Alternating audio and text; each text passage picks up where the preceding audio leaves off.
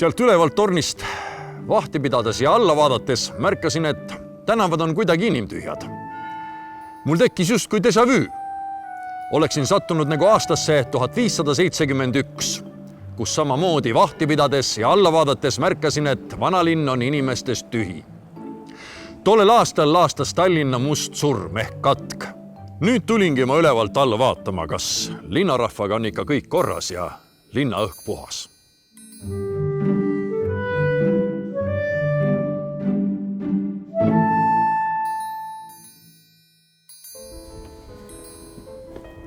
Seis, Toomas! Tere! Naerata!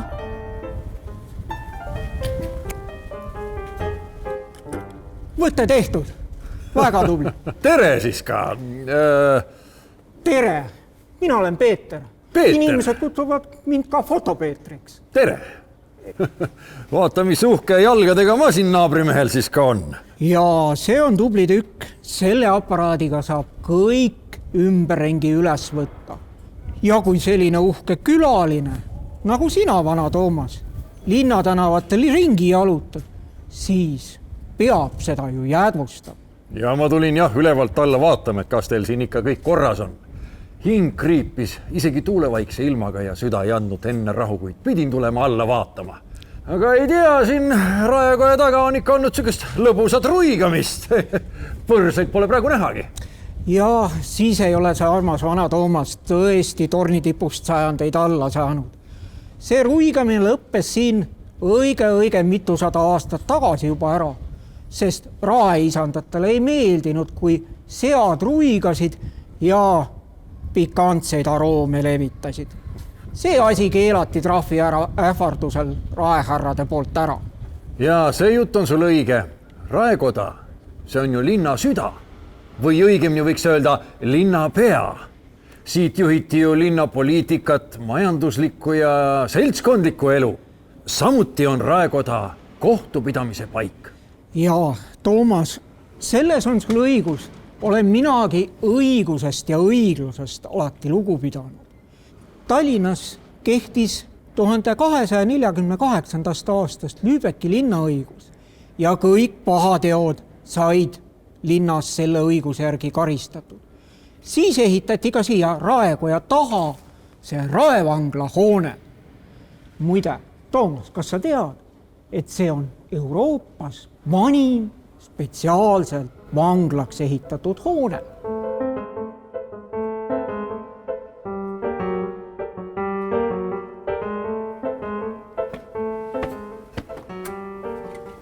Aitüma sulle, hea Toomas. Ja.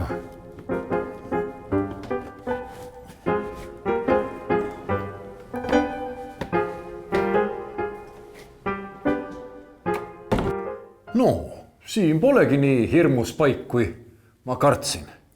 Muidugi, Toomas, ja ega sina midagi kartma peagi, sest pole sa ju midagi kurja korda saatnud.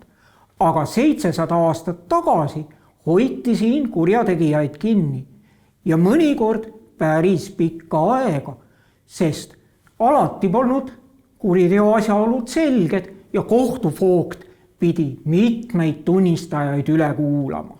Aga kus see päris vangikong siis on? Näed, üks on siin. Sellest kohast siin vangla alguse saigi. Siin peeti kinni kurjategijaid, keda oli vaja teistest vangidest eraldada. Ja alles hiljem 15. sajandil ehitati see 3-kordne hoone, mida me praegugi näeme. Aga läheme vaatame ülesse ka. Hea küll.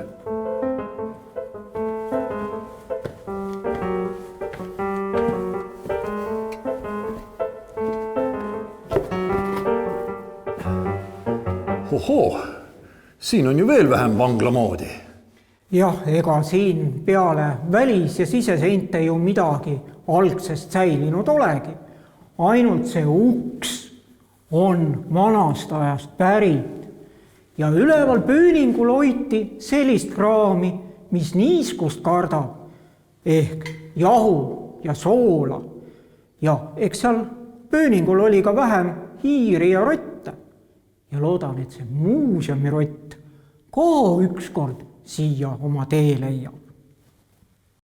Näed, Toomas, siin on seinade küljes õige mitu raudrõngast, kuhu omal ajal kurjategijaid aheldati.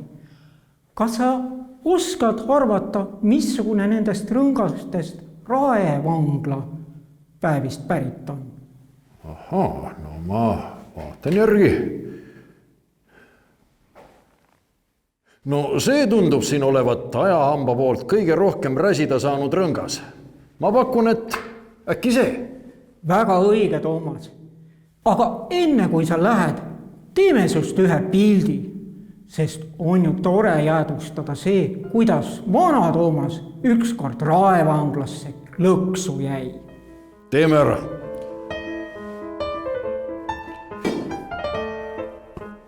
Naerata. Ja tehtud.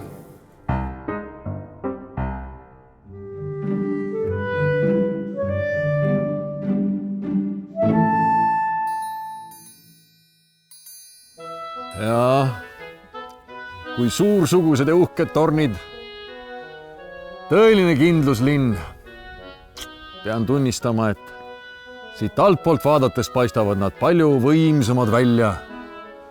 Ja eks Tallinna alguseks loetaksegi seda, kui Taani kuningas Valdemar lasi siia oma kindluse ehitada.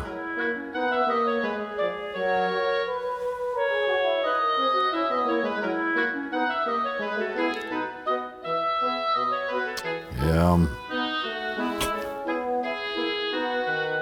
kaitsemüürid, need räägivad palju.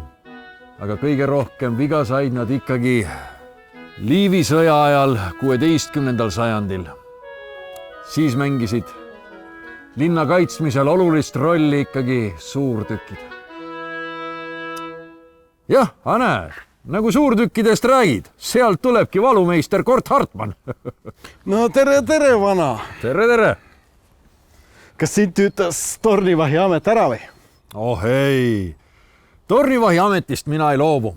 Ma tulin lihtsalt siia alla vaatama, kas teil siin müüride vahel on ikka kõik korras. Korras. Kahurid seisavad vaikselt välja teenitud puhkusel, inimesed käivad, vaatavad, imetlevad. Ja siin see sinu kaunitar siis ongi. Punane lõvi.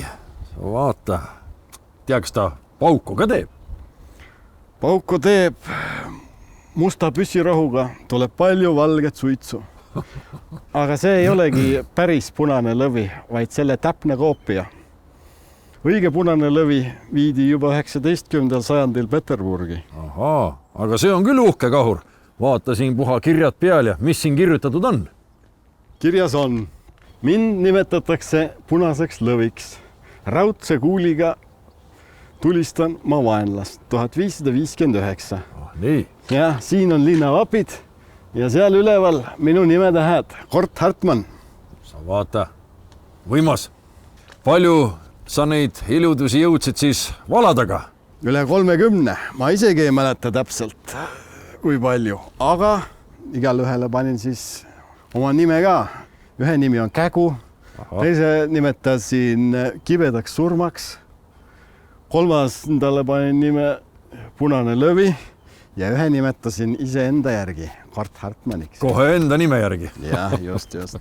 Aga kui palju linnal kaitsmiseks neid müüride peale seada oli? Liivi sõja algul üle 200. Sõja käigus tuli neid aina juurde, aga palju täpselt oli, seda teadvis vist ainult linnakaitse ülem. See oli sõjasaladus. 1570. aasta augustis algas senistest kõige suurem ja pikem piiramine. 10 000 venelased, tatarlased ja hertsog Magnuse, kes oli ennast Liivimaa kuningaks kuulutanud, tema sakslased, kõik tulid linna piirama ja asusid seda varsti piiramissuurtükkidest ka tulistama. Ja see oli raske aasta. Siis möllas ju linnas katk. See oli linnaelanikele väga raske aeg. Ja piiramisega seoses tahan näidata sulle veel ühte tähtsat asja.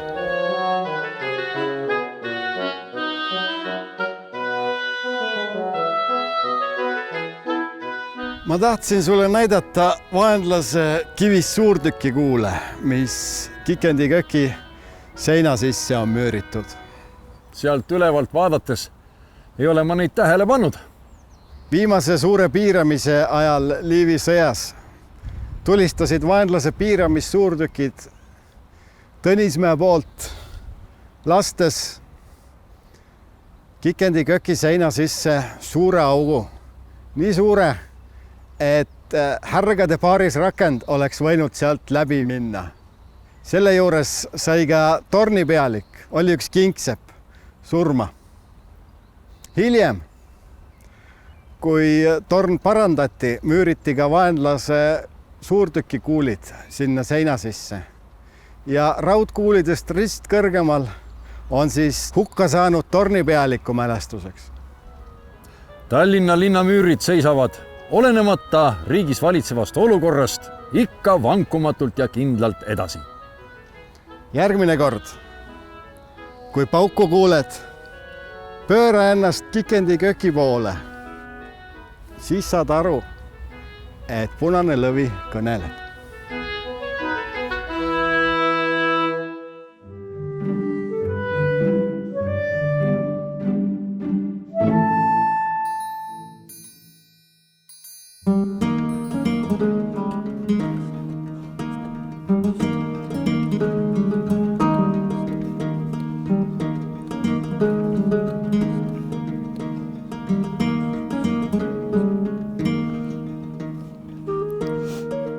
Tere! Kas kaupmehe isand on kodus? Ei ole siin kedagi. Aga kes teie siis olete? Mina olen kummitus. Minu nimi on Kerstiine. Kummitus? Miks te siin siis kummitate? Ma elasin siin majas koos oma mehe Hans Viianti, meie laste Hansu, Jürgeni, Tonnise, Kristofferi, Viigeke ja Katariinekega. See oli ilus aeg. Ma ei ole kunagi suutnud siit päriselt lahkuda. Teil oli nii palju lapsi ja nii suur majapidamine. Kuidas te sellega kõigega toime tulite? Minu abikaasa Hans oli küllaltki jõukas ja nõukas mees. Ta oli bürgermeister ja kaupmees. Meie eluaeg oli minu meelest Tallinna kuldaeg. Kas sa teadsid, kui kuulus ja tähtis kaubalinn Tallinn kunagi oli? No ikka teadsin, sellepärast, et ülevalt tornist alla vaadates ma ju nägin, milline suur kauplemine Raekoja platsil käis. Tule, ma räägin sulle lisa. Ja läbi vaatame.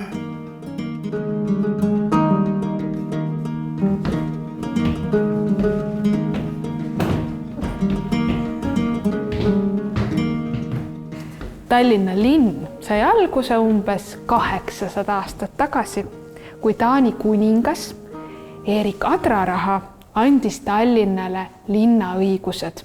See sündis 15. mail 1248. aastal. Ja üsna pea kutsuti Tallinnasse ka saksa kaupmehi ja Tallinnast sai suur ja õitsev kaubalinn. Läänemereäärsed kaubalinnad moodustasid omavahel ka liidu. Seda kutsutakse Hansaliiduks. Ja lisaks Tallinnale meie kandis kuulusid Hansaliitu ka Viljandi, Pärnu ja Tartu.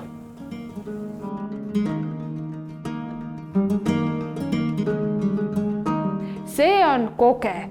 Selliste laevadega kunagi Läänemerel kaupu veetigi. Ja Koge tunneb ära selle järgi, et see on suhteliselt väike puidust laev, mis on 1 või 2 mastiga. Kui tuul oli soodne, siis sai Saksamaalt Lübecki linnast Tallinnasse 4 kuni 6 päevaga. Ja siia laeva trümmi mahtus kõiksugu kaupa. Kõige tähtsam kaup, mida meie maal ei leidu ja tuleb laevadega sisse tuua, on sool. Tallinnas oli palju soolakaupmehi. Sellepärast öeldigi, et Tallinna linn on ehitatud soolale. Ja soolaga saab ka toitu säilitada. Soolakala säilib palju kauem ja sünnib süüa kui värske kala. Lääne poolt toodi meile ka kauneid kangaid, näiteks siidi, sametit, võib-olla ka rauda ja heeringaid.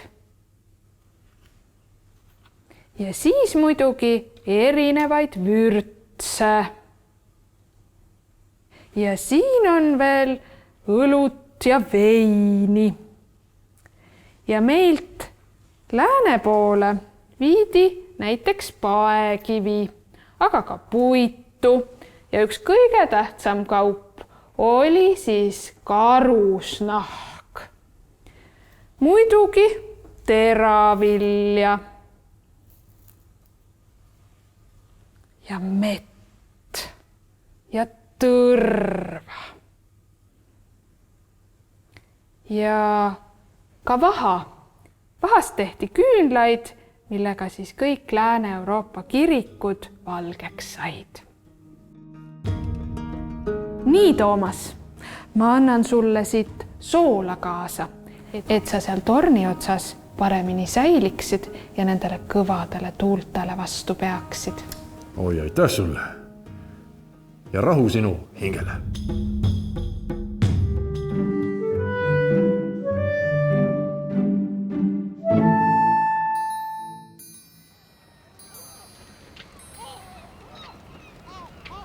On kallis mulle kodupaik, nii hea on olla siin. Nii hea on olla siin, nii palju päevi ilusaid. Hei, mis kandi mehe oled? Tervist, tervist! Mis vahva kaabu teil on? Kiiver on see, tuuletõrjuja Kiiver. Ega teiegi peakad just ilmetoole. Kellega ma suhtlen? Mina olen Toomas, see vana, sealt tornist. Jaa, tervist! Mis siia kanti toob? Ma tulin siia oma kallist ema meenutama. Mu armas kallis Mai. Inimesed ütlesid ikka, et kalamai. No eks ta käis Toompeal kala müümas selle pärast. No jah, küllalgi ju kala nimi ja mu nooruses siin ju osasid maju kutsuti suisa nende omaniku nimi järgi. Et lutsumajad ja kilumajad ja see oli siis 1930-ndatel. Noh, siukest perekonna nimed olid. Jah, millega sa siin mere ääres ikka muuga tegeled kui kalade ja paatidega. Eks majad on siin küll nüüd ja teistsugused kui tol ajal.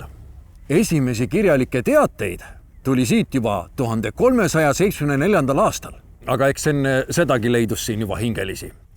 1527. aastal loeti siin kokku juba 78 majapidamist ja 163 endale kindla tegevusega elatist teenivat isikut.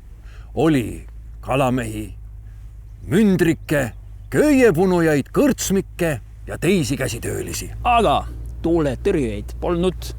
Väga oleks tarvis olnud. Muidugi, siin varem olid teistsugused majad. Küll ju mitu korda täienisti maha põletatud.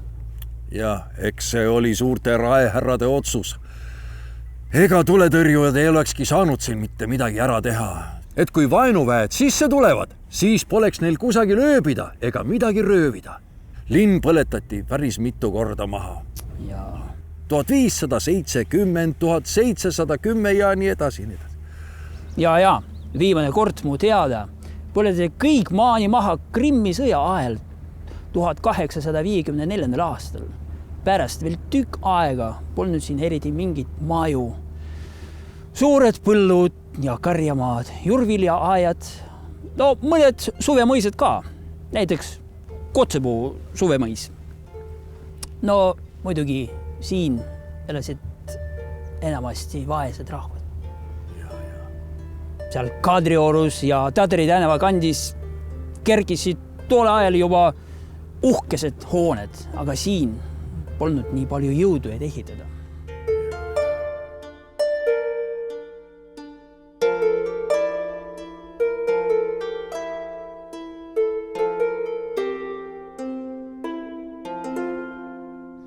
seegi maja põles siin viimati märtsi pommitamise ajal 1944. Tõesti. Kogu see Kotsupu tänava piirkond sai kõvasti pihta. Olin siis siin kohaliku tuletõrje komando ülem. Majad olid leikides. Kuumus tõusis. Vaatasime, et põleb kogu see piirkond jälle maani maha. Õnneks on meri lähedal. Organiseerisime pikkade voolikutega otse merest vett siia, et masinapaaki täita. Kassime maja katuseid ja seinu, et natukenegi jahutada. Kõva rahmimine käis. Aga taasus näe ära. Enamik maju puha alles ja anti veel audiplom ja lindkaarinda. Väga tubli. Muide, tuletõrjumine on siinsamast ikka ajast aega au sees olnud. Enam-vähem igas peres kuulus isa või onu või poeg vabatahtlike pritsumeeste riidadesse. Siit samast mööda vana Kalamaja tänavat mere poole oli suur Lagri tänava nurga peal Kalamaja tuletõrjekuur. Vot see oli väärt seltskond kogu linnas. Näiteks 1959. võideti üle linna võistlustel teine koht ja puha. Kui kuskil tuuli lahti, oldi ikka esimeste seas platsis. Aga praegu, mis sõda siit üle on käinud? Ja, need seinad sellest samast 1944. aasta põlengust saadi tahmased. Need tulid välja nüüd, kui Tallinna Linnamuuseum hakkas siia koos kohaliku rahvaga Kalamaja kogukonna muuseumi tegema. Mu poeg koos oma kamraadidega on neile kõvasti materjalid ja lugusid jaganud. Olen kuulnud, et sina, Toomas, pidid ka sealt äremärkimist leidma. Ohoo, see on küll tore üllatus. See juba, et nad Raekoja tuulelippu minu järgi nimetasid, teeb südame soojaks. Aga et ka kodukandis mind meeles peetakse, see... Mis sa hing oskad veel paremat tahta? Õnn ja õitseng olgu sinuga kodulinn Tallinn ja mu armas Kalamaja.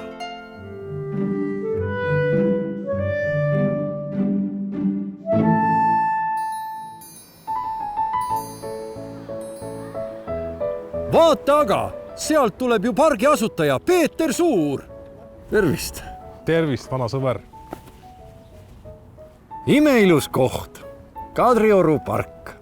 Jaa, ma mäletan, kui ma esimest korda Tallinnasse sattusin, hakkas see kena väike kohakene mulle kohe meeldima. Tänane pargiala oli 300 aastat tagasi vähe kasutatud, osaliselt soine ja kasutati karjamaana. Aga vaata, selle all on minu pisike majakene. Kas ta pole kena? Väga kena. Ma ei suutnud uskuda oma silmi, kui 1806. aastal sai minu majast siin Peeter Esimese nimeline majamuuseum.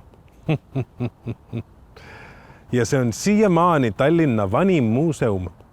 Ma ostsin selle väikemõisa Lasnamäe nõlvakul kaupmehe ja raehärra Hermann von Drentelni perekonnalt. Maksis tol ajal 1400 rubla. Omanik väitis, et see oli ehitatud 17. sajandi keskpaigal. Ega sa üle ei maksnud? See oli tolle aja kohta üsna ümmargune summa. No, võib-olla tsipakene. Aga nüüd maksavad eramud siin kandis palju rohkem. Õigel ajal sai ostetud.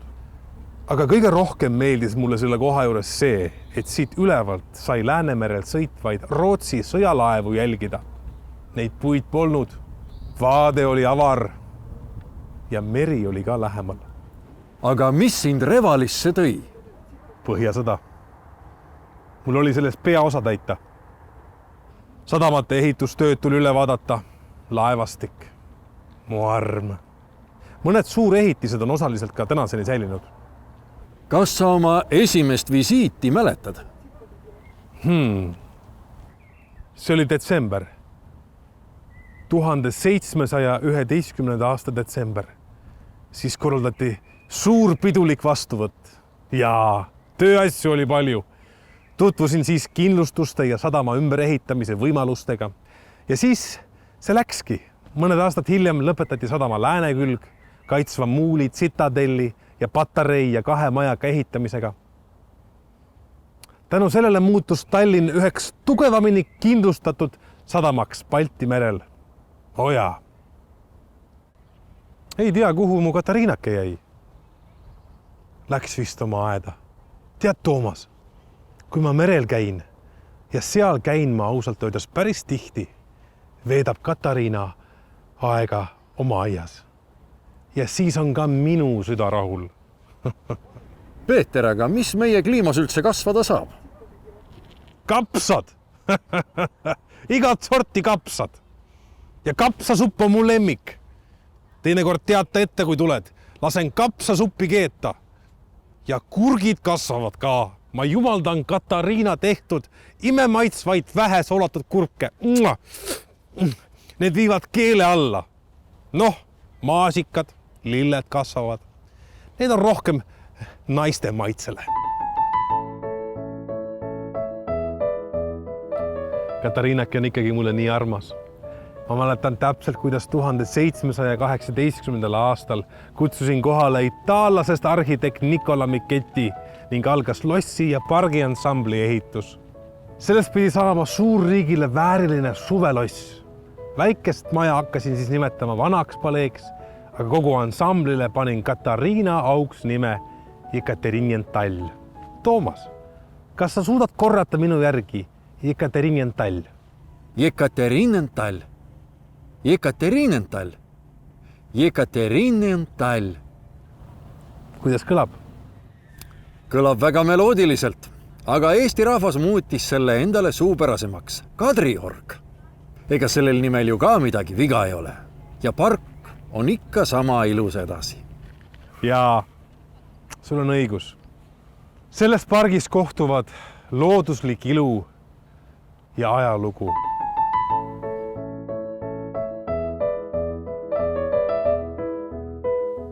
Tead, Toomas, ma olen tänulik oma järglasele Aleksander Esimesele, kes otsustas selle maja päästa ja sellest majamuuseum teha. Kujutad ette, et selle maja interjöör on suuremas osas säilinud sellisena, nagu selle majamuuseumi avamisaastal 1806. Kõigile külastajatel on avatud söögituba, mantelkorstnaga köök, elutuba ja Katariina magamistuba selle sama baldahiinvoodiga. Kõlab ahvatlevalt, kuid ma pean edasi minema. Rõõm oli kohtuda sinuga siin Kadriorus sellel ilusal kevadisel päeval.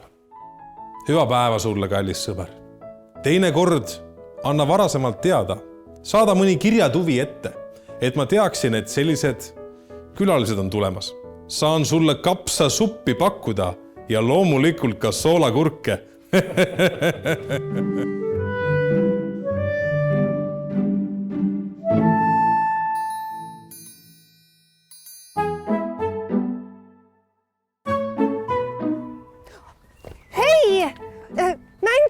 Mängime? Püüa! Opsti! Ja Opsti! saame sõpradeks. Ja, minu nimi on Toomas, vana Toomas. No mina olen Miia Milla. Tere, Miia Milla. Mis koht see sul siin on? See siin, see on lastemuuseum ja see on alati olnud lastepäralt. 1937, siis kui see maja alles siia ehitati, siis see oli osa sellest suurest Kadrioru noortepargist ja seda maja kutsuti lastepargi peahooneks ehk paviljoniks. Ja mõtle, suviti oli siin üle 500 lapse iga päev kohal. Ja alguses rivistati lapsed ilusti ritta. Ja. Siis toimus puhtuse kontroll. Kuidas see käis? Nii. Väga hästi. Ja siis jaotati lapsed ilusti vanuse järgi gruppidesse ja terve päeva vältel sai teha igasuguseid õpetlikke ja vahvaid tegevusi. Aga Toomas, kui vana siis sina oled? Mina olen üsna vana. üsna vana, jaa, üsna vanadele sobib väga hästi kroketimäng või siis liivakastis ujumine. Liivakastis ujumine? Ma tegin nalja. Aga vanal ajal tõesti oli siin liivakastide asemel olid ujumisbasseinid ja lapsi õpetati seal ujuma. Aga mis sa arvad, mis kõige lemmikum tegevus oli? No mina arvan, et see võis olla jäätise söömine. Jaa, no ma arvan, et jäätist meeldib tänapäeval ka lastel süüa. Aga vanasti meeldis kõige rohkem, see oli kõige lõbusam tegevus. Suurest 2-meetrisest liumäest igasuguseid vigureid tehes alla sulpsti basseini laskumine. See oli lõbus. Ja see liumägi on meil tänaseni veel alles. Ja meil toas, seal õpetati pillimängu. Seal oli einelaud, kus lapsed said sooja toitu osta ja jäätis süüa ja verandal olid kabe ja malevõistlused. Aga mis me siin väljas ikka nii kaua juttu vestame? Lähme tuppa, vaatame, mis seal toas põnevat on. Lähme vaatame. Tule! Hästi. Vaata, Toomas, on ju nii rõõmsad värvid, et kuidagi paugu pealt läheb tuju heaks. Ja seda küll. Aga vanasti siin Miiamilla toas olid treenerite ruumid, siis oli väike raamatukogu, oli spordivahendite hoiupaik, aga selles kõige suuremas toas siin oli kallis kinoaparaat, ja millega korraldati õhtuti filmiõhtuid. See on küll tore. Aga sa ütled, et siin sai nii palju asju teha. Aga kas siis muuseumis tohib asjadega mängida? No vaata, meie muuseum on selline maruvahva muuseum, kus sa saad peaaegu kõikide asjadega ise mängida ja sahtlitesse piiluda. Nii? Ja iga ese ja tuba jutustab sulle sõprusest. No kogu see maja on sõprusest pungil. On ju tore? See on tõesti ilus. Aga pärast mängu, Toomas, pane asjad ilusasti tagasi oma kohale. Hästi. Aga lähme mängime. Lähme. Tule. Lähme, hästi.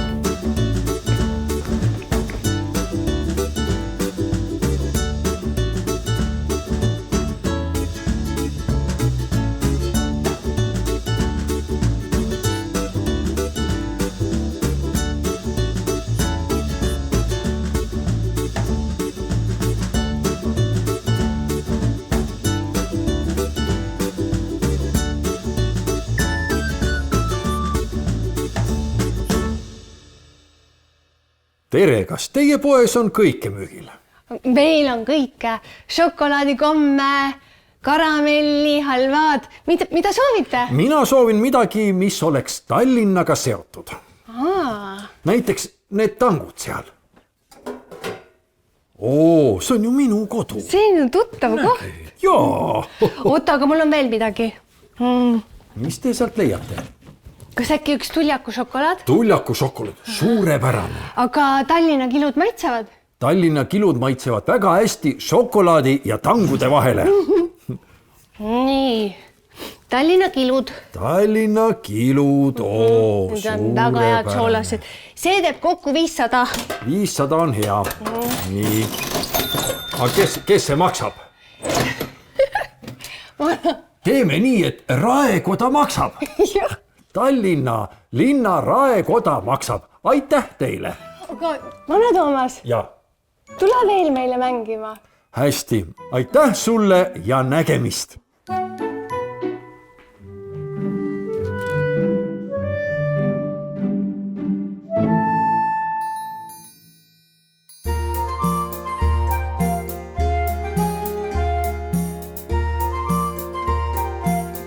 Oi, kui ilus lipp. Oi, tere! Tere. Kas sa oled sealt ülevalt tornist, kes lippu hoiab? Ja, see sama mees. Väga hea. Siis sa oled kõige õigem mees ütlema. Kas meie lipp ikka paistab silma? Väga hästi paistab silma. Mind meelitas ta kohe siia. Tahtsin kohe teada, mis teil seal sees on. Siin on Tallinna Vene muuseum ja me väga tahame, et inimesed meid ikka üles leiaks. meie muuseum ei olnud siin majas väga kaua veel olnud tegelikult ja see roosa fassaadiga maja oli ehitatud juba 15. sajandil.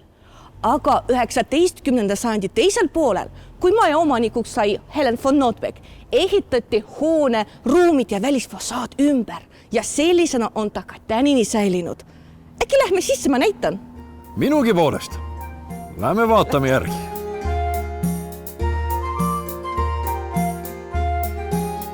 Paruni proua von Notbecki valduses oli tulevane muuseumimaja kuni 1939. aastani. Just temalt rentis 1903. aastal Hans Laikmaa teise korruse ruume. Sa ju tead teda? Ikka tean, ta oli ju kunstnik. Hans Laikmaa vuntse tean ma väga hästi.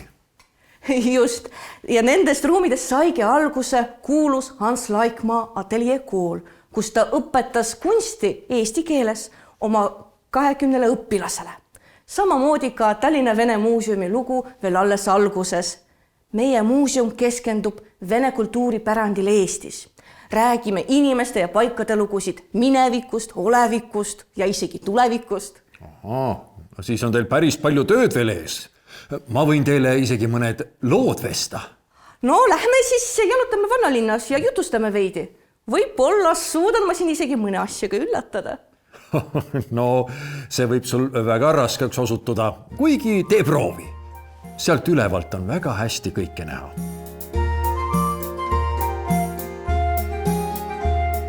Toomas, kui vana sa oled? No, piisavalt noor, et sinu kõrval sirge seljaga kõndida. No ütleme, et 500 ei ole veel täis. Oho, täitsa kobe näed välja. Aga kaupmehed saabusid Venemaalt siia isegi varem. See võis olla 11. või 12. sajandil. Tol ajal see ei olnud veel linn, vaid hooajaline asula.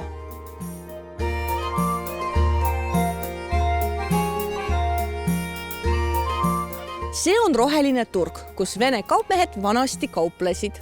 Siin? Aga miks mitte Raekoja platsil? See on olnud läbi aegade uhkeim turg. Uskumatu, sa tead kõike. Turg Raekoja platsil oli saksa kaupmeeste poolt hõivatud ning vene kaupmehed olid sunnitud valima tagasihoidlikumad kohad. Üks nendest kohtades oli siin. Müüdi kurke, sibulad, tilli ja isegi kala. Vahepeal ühinesid vene kaupmeestega ka eestlased. Vaata, siin on väike õigeusu kabel. See oli kohustuslik element igal vene turuplatsil.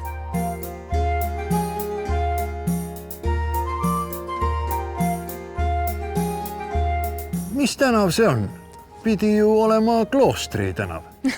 Toomas, sa pole tõesti ammu linnas jalutanud. See tänav kannab Vene tänava nime. Kas sa ei mäleta, et pärast 16. sajandil toimunud reformatsiooni klooster suleti? Ja juba ammusel ajal tegutsesid sellel tänaval Venemaal tulnud kaupmehed. Ja seepärast jäigi tänavale pärast kloostri likvideerimist Vene tänava nimi. Ning 15. sajandil viidi siia üle ka õigeusu Nikolai kirik. Peab ikka tihedamini linnas käima, muidu ei olegi asjadega kursis. No kohad on küll samad, aga nimed muutuvad. Näiteks Vabaduse väljak oli vanasti Heinaturg ja vahepeal ka Peetri plats või Kadriorgu kutsuti Katarinentaaliks. Kulla tütarlaps, sa ikkagi suutsid mind oma juttudega veenda. Ja tuleb välja, et ma ei olegi nii vana, nagu kõik need lood. Hoia lipu kõrgel. Teiega olge terved.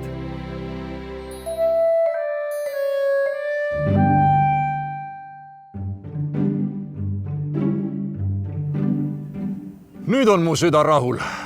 Elu linnas on huvitav. Palju toredaid kohti sai näha, inimestega vestelda. Tulge teie ka teinekord oma tööpostilt alla. Käige vanalinnas, nautige pargirohelust ja käige muuseumides. Olge terved!